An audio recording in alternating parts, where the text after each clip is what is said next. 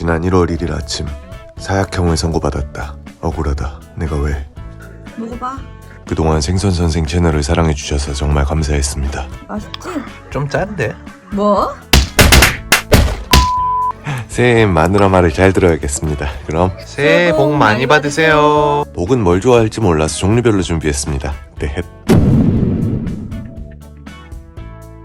안녕하세요. 생선선생 미스터였습니다. 오늘은 강원도 동해시를 찾았습니다. 그리고 여긴 장날을 맞은 북평 5일장이에요. 무려 200년의 역사를 갖고 있는 시장이라고 하죠. 장날은 매월 3일 8일입니다. 가는 날이 장날이라고 마침 오늘이네요. 그럼 오늘은 북평 5일장 함께 구경하시죠.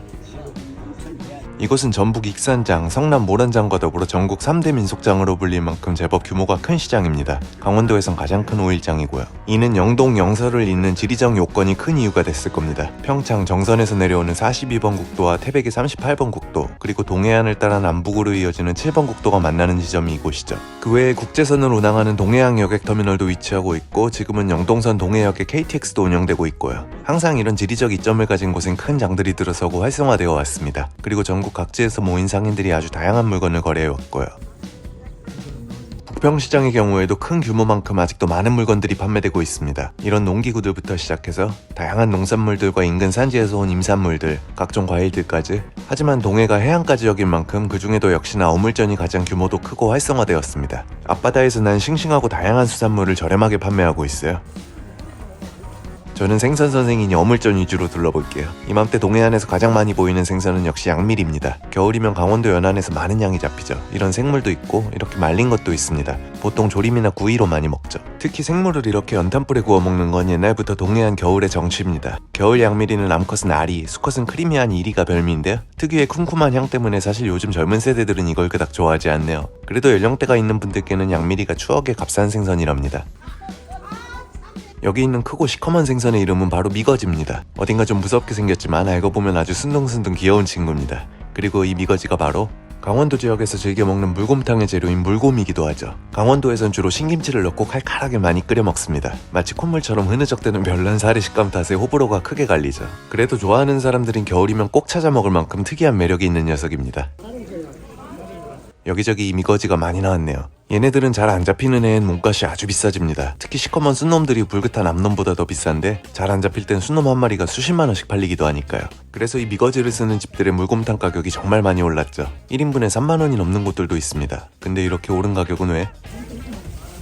많이 잡혀도 내리진 않는 걸까요? 정말 미스테리입니다. 얘네는 같은 지역, 심지어 같은 시장에서도 부르는 이름이 제각각인데요. 이분은 곰치라고 팔고 있고, 이분은 쑥곰, 암곰이라고 하여 곰이라고 칭합니다. 어디선가는 그냥 물곰이라고 하시는 분들도 있으니 이거 참... 어쨌거나 이번 겨울엔 이 녀석들 가격이 저렴하네요. 그리고 동해안을 대표하는 생선이 또 한 가지 있습니다. 가성비가 뛰어나면서 회, 구이, 조림까지 전천후 활용까지도 가능한 바로 이 기름가자미입니다. 물가자미는 이 녀석의 별명이에요. 가격이 무척 저렴하죠. 한 마리 500원 남짓 하겠네요. 말했듯이 저렴하지만 맛이 좋은 생선입니다. 동해안 지역 사람들이 가장 즐겨 먹는 생선이기도 하죠. 동해안 생선값이 비싸다고들 하지만 알고 보면 그렇지도 않습니다. 여기서 잡는 많이 잡히는 제철 생선들의 경우 이렇게 저렴한 품목들도 많아요. 이 까나리나 기름가자미, 이면수어, 도루묵 등이 그런 생선들이죠. 다만 횟감용 활어류, 특히 외지에서 가져오는 양식어종들은 확실히 비쌉니다. 전에 말씀드렸지만 전국에서 운송비가 가장 많이 드는 지역이 강원도거든요. 반면 성수기를 제외하면 방문객은 적은 불리한 구조라고 했죠. 해서 강원도에서 회를 드실 땐 차라리 값싼 잡어를 드시라고 많이 말씀드립니다. 더 저렴한 걸 찾으신다면 선택지는 이것밖에 없겠네요. 막회요. 포장에는 웬만해선 추천을 드리지 않지만 그래도 싼 걸 찾으신다면 이런 잡어나 기름가자미 등을 막 썰어서 저렴하게 팔거든요. 이걸 그냥 드시기보다 야채 넣고 회무침을 해 드시는 건 나름 괜찮은 방법입니다. 밍밍한 맛도 어느 정도 해결되고 무엇보다 양이 엄청 많아집니다. 다만 물에빤 막회는 사서 빨리 드시지 않으면 물비린내가 나죠. 싸다고 해서 저런 걸 사서 서울까지 가져간다거나 그러진 마시고요. 또 하나 팁이라면 이렇게 포장해 놓은 것보다는 이렇게 한창 손질 중인 걸 달라고 하시라는 정도네요. 원물의 선도도 중요하지만 손질 후에도 회 품질은 점점 저하되니까요. 막회를 사시겠다면 이왕이면 갓 썰어낸 걸 고르시란 겁니다. 여긴 국물용으로나 쓸 법한 자그마한 깨다시 꽃게들도 보이고, 그 위로는 샛노란 황금 물고기가 보이는데요. 바로 아직 혼인색을 띠고 있는 수컷 쥐노래미입니다. 전에도 설명했었지만 이런 노란 수컷은 알을 지키는 습성이 있는데요. 어찌나 지극정성인지 이 시기엔 먹이 섭취도 거의 하질 않습니다. 즉 맛이 좋은 시기가 아니라는 거죠. 특히 횟감으로는 더더욱이요. 비록 그 먹이는 풀렸지만 이게 쥐노래미를 추천드리지 않는 이유입니다. 장날이면 이렇게 도로가의 인도까지 수산물 자판이 진을 칩니다. 큰 규모의 장인 만큼 인근 교통이 많이 혼잡해져요. 참, 그리고 북평 5일장이 효자 품목이라면 문어도 빠질 수 없는 품목이죠. 평소에 많이 드시기도 하지만 특히 제사 등 집안에 일이 있을 때 빠지지 않는 게 문어니까요. 해서 명절엔 문어값이 많이 오르기도 합니다. 그리고 여기서 판매되는 건 거의 대부분 동해 특산종인 대문어이고요. 흔히 피문어라고 유통되며 타 지역에서 잡히는 돌문어보다 크기도 크고 육질도 부드러워서 더 비싼 값에 팔립니다. 또 이런 길거리 노상 좌판에서도 문어를 사면 솥단지에 직접 삶아주십니다.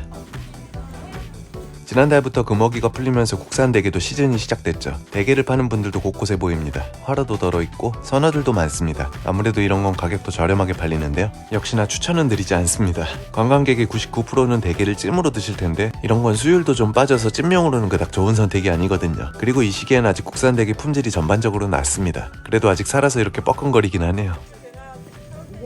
이는 홍게도 마찬가지입니다. 찜용이라면 살아있는 걸 드세요. 수산물들이 저렴할 때는 100% 다 이유가 있습니다. 그 이유를 알면 물건을 고를 때 실패할 확률이 줄어들겠죠? 여긴 주로 수산시장을 여행하며 다양한 현지의 제철 수산물을 소개하는 채널입니다. 그래서 영상에서 최대한 이런 이유에 대한 설명을 하려고 노력 중이에요. 추천하는 건 왜 추천하는지, 비추하는 건 왜 비추하는지. 어쨌든 밑도 끝도 없이 그냥 싸다고 추천하진 않습니다. 그렇게 싼 게 좋으면 제가 맨날 사 먹었겠죠? 제가 안 사 먹는 건 남들한테도 추천 안 합니다. 그리고 가끔은 싸고 맛있는 가성비 좋은 품목도 소개하지만 때로는 좀 비싸지만 먹어볼 만한 가치가 있다거나 하는 것도 많아요. 어쨌든 수산물에 관해 남들이 이야기 안 하는 것들을 많이 다루고 있으니 지금 바로 구독하시고 정보 쏙쏙 뽑아가세요. 적어도 영상을 보신 분들이 어디 가서 눈탱이는 안 맞게 해드리겠습니다.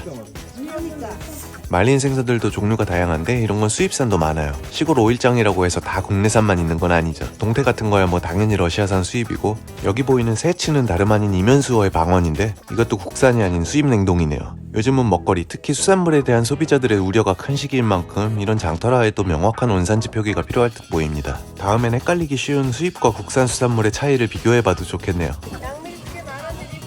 한참 떠들어댔더니 허기가 지네요. 뭐 요깃거리 좀 없나 하고 둘러보니 이런 천막에서 부침개 같은 것들을 팔고 있습니다. 요건 메밀전이네요. 또 뭐가 있나 구경하다가 금방 튀긴 도나스와 꽈배기가 눈에 들어왔습니다. 갓 튀긴 빵이 나오길래 사라다 빵 하나 사 먹었습니다. 들어가는 거라곤 양배추에 햄 한 조각 그리고 케찹이 전부인데 밖에서 먹으면 이런 것도 왜 이렇게 맛있나 싶어요. 앉아서 사라다 빵을 먹고 있는데 김 모락모락 나는 어묵이 맛있어 보입니다. 그래서 어묵도 먹었습니다. 역시 겨울에 먹는 따뜻한 어묵은 맛있습니다. 다만 이상하게 먹어도 배가 안 차는 게 문제입니다. 사라다 빵을 먹고 어묵을 먹고 나오니 호떡이 보이네요. 어머, 이건 꼭 먹어야 합니다. 결국 호떡도 하나 사 먹었어요.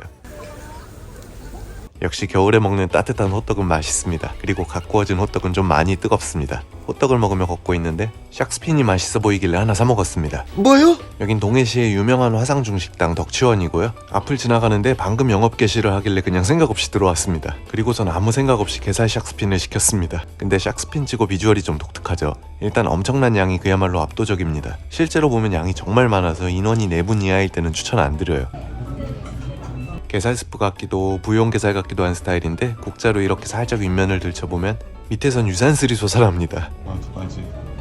그럼 이제 맛을 봐야죠. 우선 약간 매콤한 기운이 돌고 보기보단 간간한 편입니다. 몽글몽글한 달걀 흰자가 풍성하게 들어가 질감은 무척 부드럽습니다. 의외로 샥스핀도 섭섭하진 않게 들어있고요. 참고로 샥스핀은 아무 맛과 향이 없는 무미무치한 식재료입니다. 그래서 함께 들어가는 양념의 맛에 요리 맛이 좌우되고 함께 쓰는 재료에 따라 코스트가 쭉쭉 올라가는 특이한 식재료죠. 볶음밥도 하나 주문했는데요. 고슬고슬 불맛 가득한 게 맛있습니다. 그리고 이렇게 샥스핀을 곁들이는 것도 좋더라고요. 그럼 오늘도 맛있게 잘 먹었습니다. 5일장 구경하다가 샥스핀이라니 이번엔 좀 뜬금없긴 하네요. 어쨌든 이것저것 잔뜩 먹었더니 배가 불러서 지금은 간식거리를 봐도 별 감흥이 없습니다.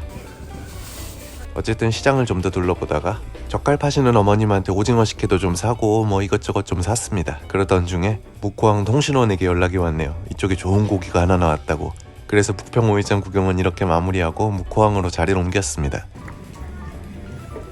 오늘은 강원도 동해시의 역사 깊은 북평 5일장을 구경했습니다. 수산물 위주로 소개를 했지만 더 다양한 품목들이 판매되고 있으니 장날이 맞다면 한 번쯤 둘러보시는 것도 즐거운 시간이 될 겁니다. 오늘도 영상이 도움이 되었다면 구독과 좋아요 부탁드리며 마치겠습니다. 시청해주셔서 감사합니다.